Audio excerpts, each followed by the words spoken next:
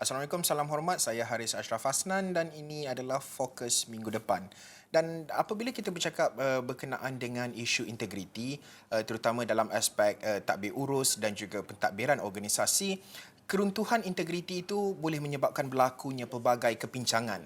Kalau kita lihat seperti peningkatan amalan rasuah dan juga pecah amanah. Tidak kira sama ada dalam organisasi awam maupun swasta, pemegang jawatan ataupun pekerja yang tidak memiliki integriti diri yang tinggi akan sentiasa mencari peluang untuk melakukan penyelewengan dan juga kepentingan peribadi tanpa memikirkan implikasi perbuatan mereka terhadap imej organisasi dan juga negara. Dan apabila bercakap soal integriti serta ketirisan ini, antara perkaranya adalah organisasi dan juga aktiviti-aktiviti yang boleh meningkatkan indeks persepsi antarabangsa terhadap kemampuan negara membendung amalan korupsi merupakan contoh implikasi negatif yang didorong oleh perbuatan warga kerja yang tidak berintegriti. Jadi untuk kita mengulas dengan lebih lanjut dalam usaha untuk memperkukuh integriti, pulih imej institusi, bersama dengan saya menerusi Google Meet adalah Tarma Pillay, pengasas bersama Undi 18. Tarma mewakili suara anak muda, gerakan anak muda. Bagaimana Tarma melihat apabila kita tidak boleh kesampingkan kontroversi yang melanda Suruhanjaya Pencegahan Rasuah, Ketua Pesuruhjayanya, beberapa sidang media kita tahu daripada LPPR, Tan Sri Azam Baki sendiri yang dituduh, serta badan-badan lain, NGO, parti-parti politik dalam memberi reaksi berhubung isu ini. Pandangan Tarma melihat dalam isu melibatkan kontroversi yang berlaku ketika ini, Tarma. Baik, pertama sekali terima kasih atas jemputan. Sekali lagi, memang ini satu isu yang teramat penting untuk rakyat Malaysia peka. Kita kena tahu dan kita kena sedar bahawa ini adalah isu yang akan memberikan kesan yang buruk atau menjejaskan um, pandangan atau sentimen rakyat terhadap kemampuan negara untuk memerangi rasuah. Kan apa yang berlaku di dalam kes Tan Sri Azam Baki adalah beliau adanya whistleblower adanya pemberi maklumat yang menunjukkan bahawa beliau adanya beberapa jumlah share ataupun pegangan dalam beberapa syarikat. Maka ini adalah sesuatu perkara yang tidak pernah diumumkan sebelum ini dan malah dia menjadikan satu potensi konflik of interest, kan, kerana kita sedar bahawa sebagai pejabat awam, jika mungkin anda ada pegangan dalam beberapa syarikat korporat dan sebagainya yang tidak pernah diumumkan sebelum ini, maka adakah ini akan mengganggu kerja dan sebagainya, kan. Maka ini membawa kita kepada beberapa isu yang wujud sekarang ini adalah, pertama sekali adalah isu untuk melindungi pemberi maklumat itu sendiri, kan, Whistleblower Protection Act. Kerana kita sedar bahawa negara Malaysia dalam kita nak memerangi rasuah, kita memerlukan lebih ramai pemberi maklumat, bukan saja dari masyarakat atau bukan saja dari segi penjawat awam untuk keluar dengan maklumat ini, tapi juga ahli dari media, jurnalis dan sebagainya, dari masyarakat civil society, dan mereka ini haruslah dilindungi oleh akta yang menyeluruh, kan, untuk memastikan bahawa jika mereka membawa info atau maklumat ini, mereka boleh mendedahkannya kepada masyarakat awam, kepada media ataupun kepada badan-badan yang bertanggungjawab supaya tindakan yang selanjutnya boleh diambil dengan jelas. Tapi antara isu yang kita hadapi di sini adalah pemberi maklumat yang mendedahkan kepincangan yang berlaku ini dalam kes Tan Sri Azam Baki.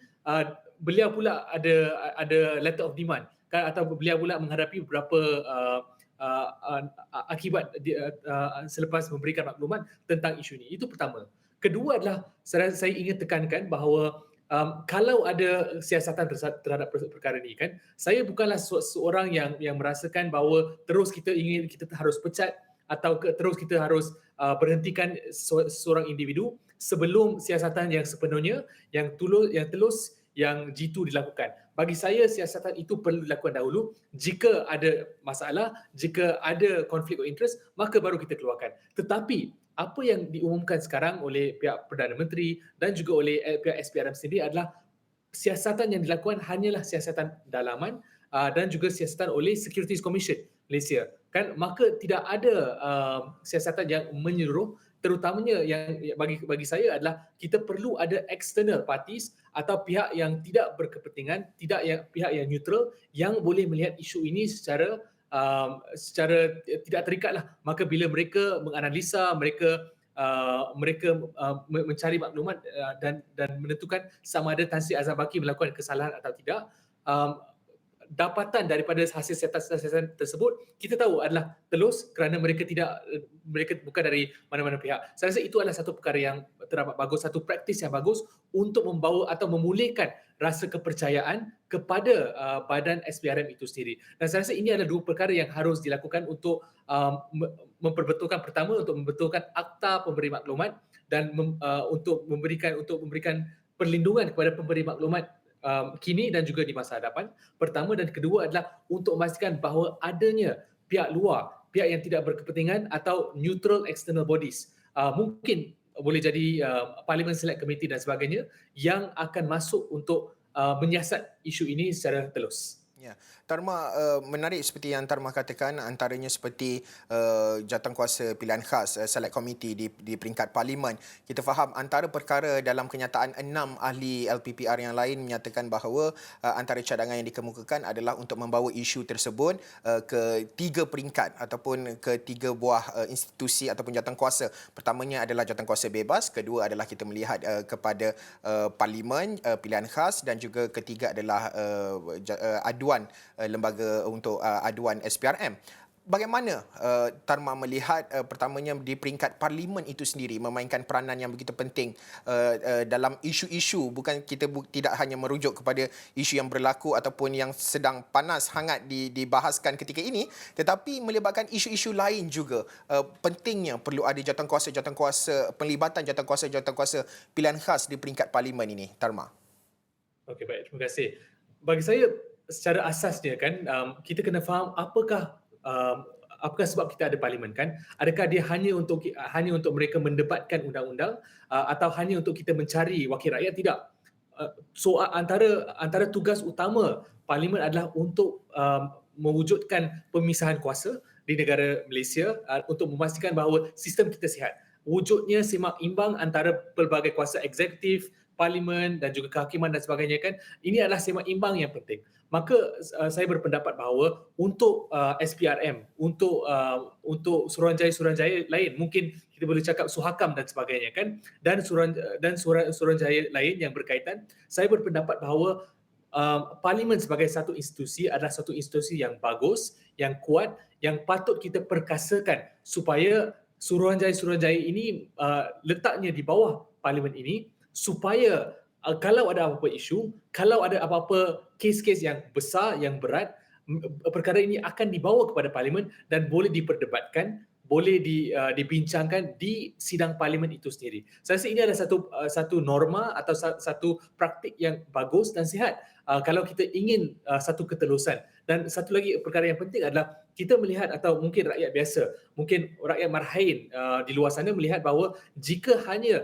laporan-laporan atau isu-isu ini dibawa dan seluruhnya ditentukan oleh pihak eksekutif saja, pihak Perdana Menteri saja, mungkin ada pelbagai masalah, contohnya di mana sesetengah kes tidak disambung kerana berkaitan dengan ahli politik yang berkepentingan kerajaan atau pro pada pihak kerajaan. Mungkin ada beberapa kes yang tidak disambung kerana adanya implikasi kepada pihak kerajaan itu sendiri. Maka tidak ada ketelusan, maka tidak ada seimbang. Sebab tu dalam negara Malaysia kita patut perkasakan Parlimen dengan meletakkan SPRM dan malah bukan saja kes ini saja ya.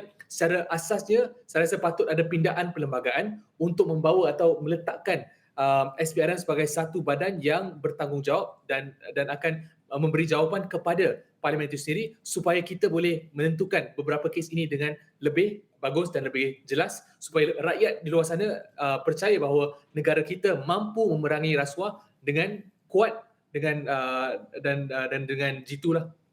Tarma, akhir sekali berbaki 2 minit perbincangan kita ini. Pertama tadi Tarma mencadangkan supaya SPRM terus lapor kepada diletakkan di bawah Parlimen, tidak lagi di bawah Jabatan Perdana Menteri. Mungkin akhir sekali ada cadangan-cadangan melihat dalam usaha untuk memperkukuh, memulihkan imej institusi seperti SPRM ini, Tarma. Bagi saya yang paling penting adalah untuk kita pastikan bahawa tidak adanya kes-kes contoh seperti sebelum ini kes-kes pencurian wang atau kehilangan wang dalam SPRM itu sendiri kan, maka semua isu-isu ini kan secara asasnya kita perlukan suatu jawatan kuasa bebas atau suatu institusi yang bebas untuk menentukan apakah kesalahan atau apakah penyiasatan yang dilakukan ke atas semua kes-kes ini kan, dan kemudiannya perlunya ada penyiaran atau perlunya ada statement dari pihak SPRM atau dari pihak jawatan kuasa bebas ini untuk mengatakan bahawa mereka telah melihat isu ini, mereka telah menyiasat dan menentukan sekian sama ada bersalah atau tidak bersalah. Saya rasa komunikasi itu adalah satu perkara yang begitu penting untuk kita membawa semula kepercayaan bahawa adanya sistem seimbang imbang pertama, kedua adalah untuk kita memastikan bahawa apa-apa kes yang viral atau keluar di masyarakat, adanya respons atau adanya kita dapat tahulah apa yang berlaku di hujung hari. Itu kedua. Tapi yang ketiga adalah bagaimana pula kes yang tidak viral kan? Takkanlah hanya kita nak viral baru kita adanya penyiasatan kan? Banyak lagi mungkin isu-isu dalam pelbagai institusi, bukan saja SPRM, malah di institusi polis dan sebagainya, yang mungkin kes-kes yang mungkin tidak mendapat liputan yang luas yang menjadi isu pentadbiran, isu salah guna kuasa atau isu rasuah yang patut ditekankan juga. Maka bagi saya yang paling utama adalah untuk kita mengeluarkan atau kita memastikan bahawa apa-apa penyiasatan atau hukuman yang dilakukan kepada penjawat-penjawat awam dalam institusi-institusi yang penting dilakukan oleh jawatan kuasa bebas ataupun institusi yang lebih besar seperti parlimen. Itulah prinsip yang saya nak tekankan. Baik, terima kasih Tarma Pillay, pengasas bersama Undi 18, mengulas berkenaan dengan usaha untuk memperkukuh integriti dan juga memulihkan imej institusi. Dan pastinya selepas ini, fokus minggu depan kita akan beralih ke selatan tanah air di Johor. Apa ceritanya kita akan bawakan selepas ini. Kita berhenti rehat dahulu, bersambung selepas ini.